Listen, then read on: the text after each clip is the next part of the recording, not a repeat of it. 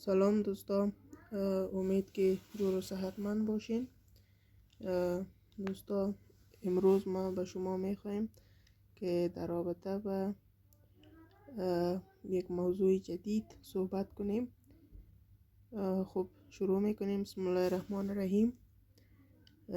موضوع امروز ما دوستان از انواع سافتویر است که ما میخوایم درباره‌اش صحبت کنیم. البته در درس قبلی ما درباره سافتویر تشریح دادیم که سافتویر چیست و چی نوع کارکرد داره و شما میتونین که ویدیو را از صفحه ما بیننده باشین. خوب دوستا، گپ زیاد دیگه طرفا نمیبریم. میگه انواع سافتویر در جهان اصل 3 نوع سافتویر داریم، اما یک نوعی این سافتویرها که هست بسیار مورد بحث قرار نمیگیره. اما در این 3 نوع 2 نوعش مشهورترینشان است، اما من خواستم که سیومیشم میخوایم که شما با او آشنایی پیدا کنین. در قدم اول این انواع سافتویر که به 3 کاتگوری تقسیم میشه که سیستم سافتویر است، اپلیکیشن سافتویر است و پروگرامینگ سافتویر است. امروز درباره هر سه از ما معلومات کافی را به شما خواهیم داد. میریم به طرف سیستم سافتویر. گفته سیستم سافتویر چیست؟ یعنی اینجا ما تعریف داریم، میگه سیستم سافتویر عبارت از نوع سافتویر است که برای مدیریت کردن هاردویر و فراهم نمودن یک منبع اساسی برای نصب اپلیکیشن سافتویر استفاده می شود.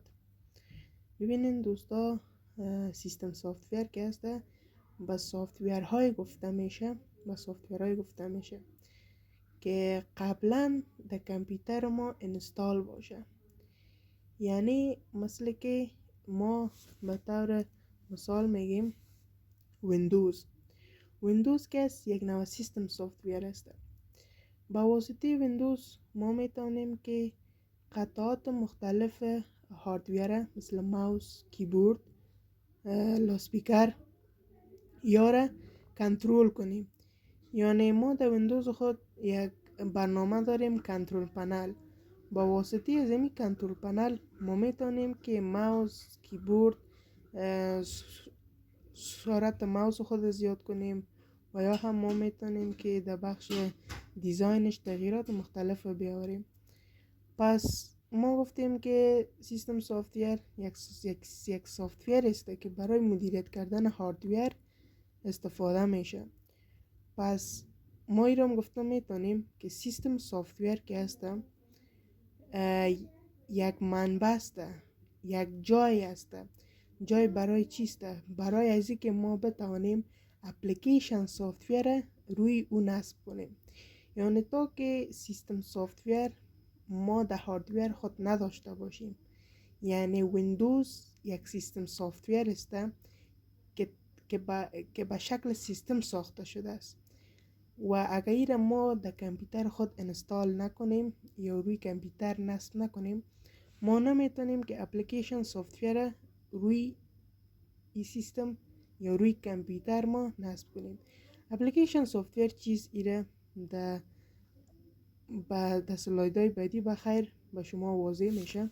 مثال ما است دوستا که در این مثال شما میبینید ما یک کامپیوتر آوردیم و در این طرف یک اشاره‌گک زدیم که لوگوی ویندوز است.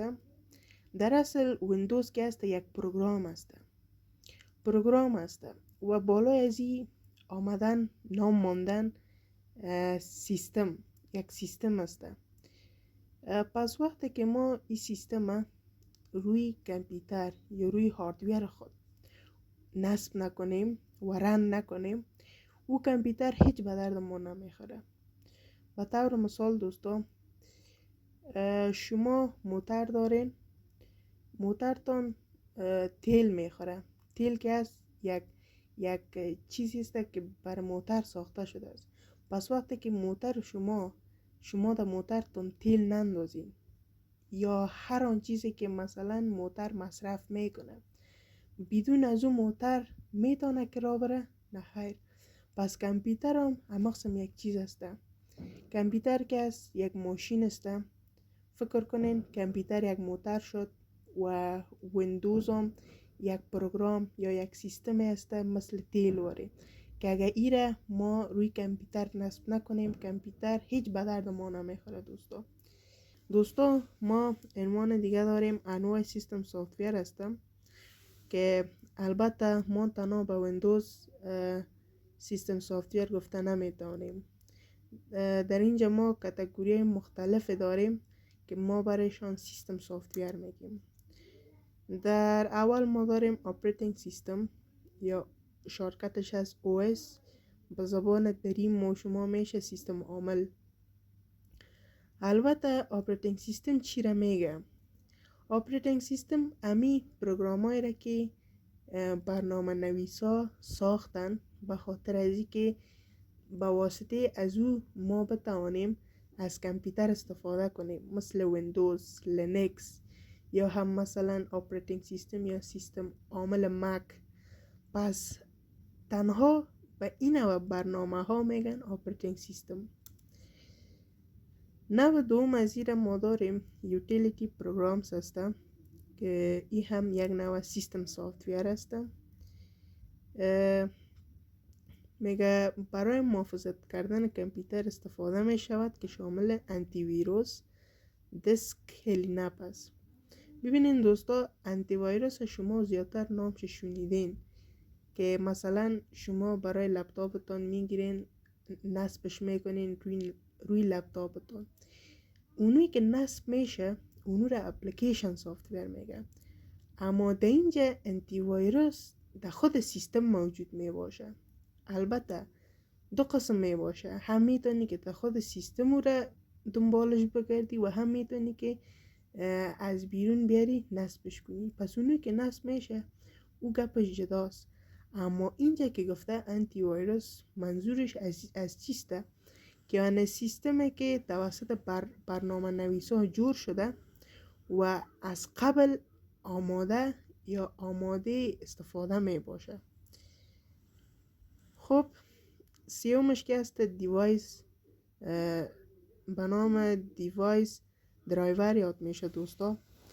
ببینین دوستا، وقتی که ما در کامپیوتر خود یا در لپتاپ خود برنامه ورد آواز میکنیم و ما میخوایم شخصا خودم که یک لیتر نوشته کنم یا یک نامه نوشته کنم برای فامیلم و این نامه را ما میخوایم که در پرینترم ایره ما با واسطه کامپیوتر چاپ کنم. به خاطر از اینکه پرینتر ما با کامپیوتر ارتباط داده بتوانم، در اینجا من نیاز به یک سافتویر دارم، یعنی یک سیستم باشه که این دوتا را وصل کنه. پس دیوایس درایور که هسته، این نوع سیستم سافتویر برای اجازه ارتباط اپریتینگ سیستم یا ویندوز با هاردویر استفاده میشه. یعنی دیوایس درایور شما میتوانین که در روی کامپیوترتان نصب کنین و با واسطه از او شما هاردویر با ویندوز چی کنین؟ لینک بدین، ارتباط بینشان برقرار شود.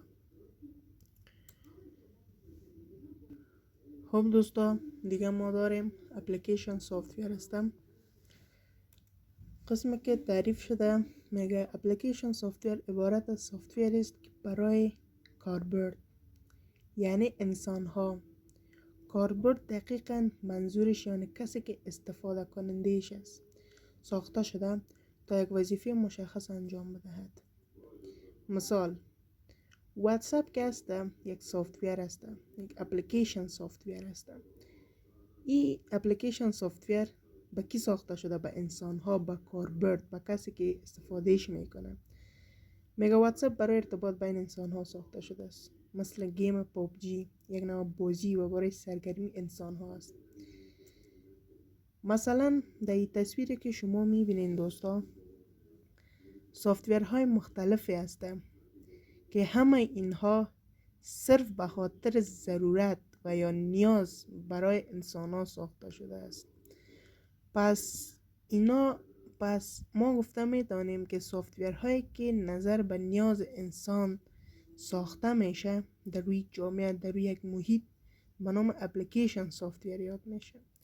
و یا هم سافتوری که ما بتوانیم او را نصب کنیم، یعنی قبلا آماده نشده باشه، ما بتوانیم او را روی کامپیوتر نصب کنیم، به نام چی یاد میشه؟ اپلیکیشن سافتور یاد میشه.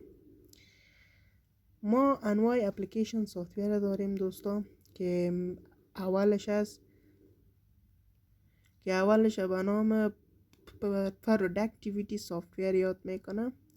سافتورهای اند که عموما توسط مردم استفاده میشه، یعنی این نوع سافتورها که است عموما من توسط همه مردم استفاده میشه. سافتورهایی که مثلا در سراسر جهان، مثل فیسبوک یا هم مثل واتساپ که صرف برای یک نفر جور نشده است. دیگه دوستان ما داریم به نام وب براوزر یاد میکنم. ببینین دوستا، وب براوزر میگه سافتورهای اند که استفاده میشه برای تماشا کردن صفحات تحت وب و سافتورهایی که مرتبط برایشان است. دوستا به طور مثال یوتیوب یک نوع اپلیکیشن است که روی تلفن، روی کامپیوتر ما نصب میکنیم. و وب براوزر در اینجا دقیقا چی کار است؟ وب براوزر ما با گوگل، کروم، اینا را ما وب براوزر میگیم. با واسطه گوگل کروم ما میتوانیم همون صفحه یوتیوب خود تحت وب ببینیم. به طور مثال تصویری که ما در اینجا به شما آوردیم این یک نوع وب براوزر است. البته ما در اینجا بسیار موضوعات سرچ کردیم. مثلا ما در اینجا سرچ کردیم شوپیفای یک اپلیکیشن است. پس صورت ما میتونیم که به شکل صفحه هم بیننده باشیم. با واسطه چی؟ با واسطه وب. دیگه ملتی میدیا سافتور هستن. سافتورهایی هستند که برای ادیت کردن، نواختن ویدیو و غیره استفاده میشه، مثل ادوب فتوشاپ از ویلسی میدیا پلیر هستن. یعنی سافتورهایی که کارهای اضافی مردم با واسطه از او صورت میگیره. انترتینمنت سافتور هست. سافتورهایی هستند که برای سرگرمی استفاده میشه، مثل گیمز هست، استریمینگ اپس هست، نتفلیکس، سپاتیفای و غیره. دوستان در عکسی که شما میبینین ما دو نوع سافتورها را در اینجا آوردیم. ببینین از این تصویر من میخوام با شما خلاصه سازی کنم. دو قسم سافتور هسته، یکیش از اپلیکیشن و یکیش از سیستم. ببینین دوستا، سیستم سافتور که هسته سافتورهای هسته، نه بخشش باشه، اپلیکیشن سافتور که هسته سافتورهای هسته مثل یوتیوب هسته، در اینجا ما میبینیم جیمیل هسته یا هم مثلا و غیره اپلیکیشن هایی را که شما در اینجا بیننده هستین. ایز برای ضرورت انسان ها ساخته شده است، یعنی به خاطر ازی که یار انسان ها نیاز داره. اما این سیستم سافتور که هسته، سیستم سافتور، انسان ها نیاز به سیستم سافتور ندارن و نداشتن. پس که وقتی که نیاز نداشتن برای چی ساخته شدن؟ سیستم سافتور ها به خاطر ازی ساخته شده است که بتوانن اپلیکیشن سافتور پوشش دهند، یعنی بتوانن به اونا کمک کنن، یعنی بتوانن که اپلیکیشن سافتور ها دست بتن. اگر سیستم سافتور نباشه ما نمیتونیم یک اپلیکیشن سافتور انستال کنیم. یعنی اپلیکیشن سافتور که هست روی سیستم سافتور انستال میشه.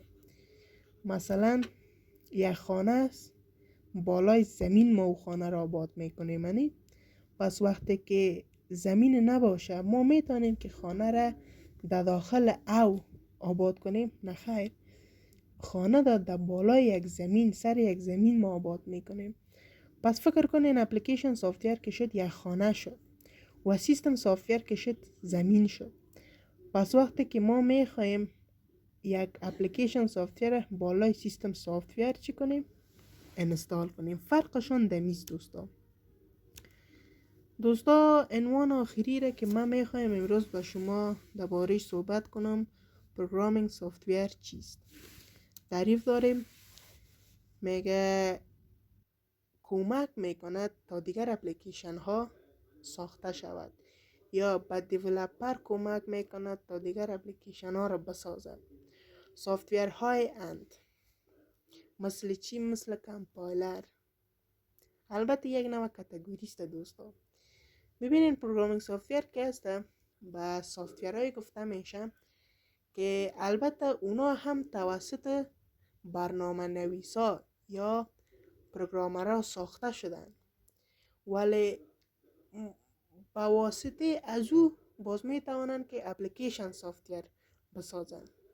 ببینین دوستا مثل C++، ویز کود، نیت بینز، اینا همه ایشان یک پروگرامینگ سافتویر هستم. بدای مثال براتون دو تا تصویر میکشم. مثل ویژوال استودیو کود هستم که با واسطه از این ما میتونیم که کد HTML نوشته کنیم و یک وبسایت بسازیم.